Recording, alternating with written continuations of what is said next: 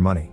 The show begins at midnight and Jin-Soo notices he only has a minute left, so he quickly puts on the uniform while the lights flash to indicate the show is starting.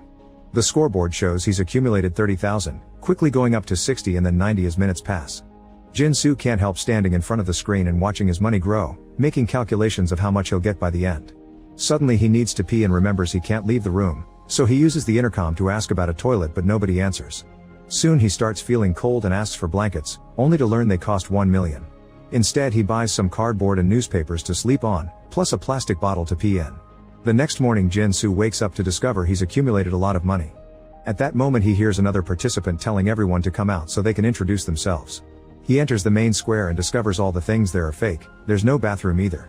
The group also notices that the clock now says 36 hours instead of 24. They wonder how buying things in the square works and participant 6 decides to ask for cigarettes and a lighter. As the items appear in the chute, the time on the clock goes down. Yang runs to her room on the second floor to check on her scoreboard and confirms her money is the same. It seems things on the square are bought with time, but the group realizes they can't spend too much or the show would over too soon and they want to win more money. They discuss what counts as essentials and in the end they buy 8 plastic buckets, toilet paper, pads, garbage bags, and cigarettes. Everybody grabs the buckets and runs to their rooms to relieve themselves.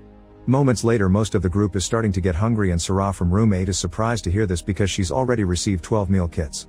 They realize everything is delivered to the top floor and since they can't leave their rooms with objects, they must try to send the food down the chute. The group goes to Sarah's room on the last floor and are shocked to discover a huge room decorated by fancy things. Sarah bought a bunch of stuff because her money rate is extremely high.